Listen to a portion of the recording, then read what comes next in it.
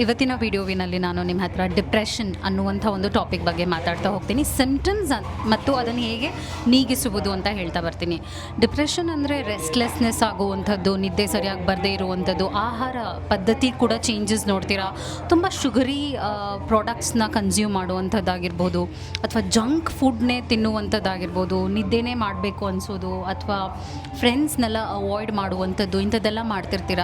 ಜನ ಬೇಡ ಅನಿಸ್ತಾ ಇರುತ್ತೆ, ಒಂಟಿಯಾಗೇ ಇರಬೇಕು ಅನಿಸುತ್ತೆ, ರೂಮ್ನಲ್ಲೇ ಇರಬೇಕು ಅನಿಸುತ್ತೆ, ಆಚೆ ಕೆಲಸ ಮಾಡಬೇಕು ಅನಿಸಲ್ಲ, ಹಾಗೂ ಯು ವಿಲ್ ಫೀಲ್ ಲೆಥಾರ್ಜಿಕ್. ಯಾವುದೇ ರೀತಿಯಾದ ಹಾಬೀಸ್ ಕೂಡ ನಿಮಗೆ ಮಾಡಬೇಕು ಅನಿಸೋದಿಲ್ಲ. ಆ್ಯಂಡ್ ಕ್ರಾನಿಕ್ ಡಿಪ್ರೆಷನ್ ಅಂತ ಹೇಳ್ತೀವಿ, ಇದು ನಿಮಗೆ ದೀರ್ಘಕಾಲ ಇರುತ್ತೆ. ಫಾರ್ ಮೆನಿ ಮಂತ್ಸ್ ಇದನ್ನು ನೀವು ಅನುಭವಿಸ್ತಿರಬಹುದು. ಮತ್ತು ರೀವಿಸಿಟಿಂಗ್ ಯೋರ್ ಪಾಸ್ಟ್ ಅಂತ ಇನ್ನೊಂದು ಟರ್ಮ್ ಇದೆ, according to psychology, from the psychologist.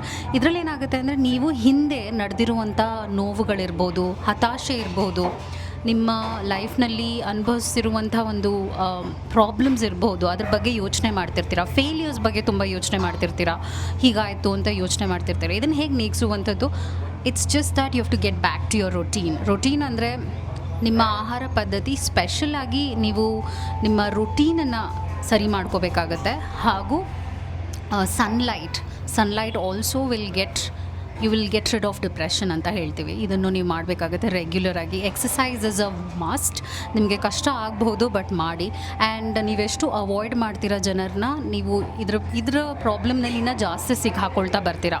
So that's what it is. ಇದು ಕೆಲವೊಂದು ವಿಷಯಗಳನ್ನ ನೀವು ಚೇಂಜಸ್ ತಂದರೆ ಈ ಡಿಪ್ರೆಷನ್ನ ನೀಗಿಸ್ಬೋದು. And take help. You need counselling if you really face a lot of problems regularly.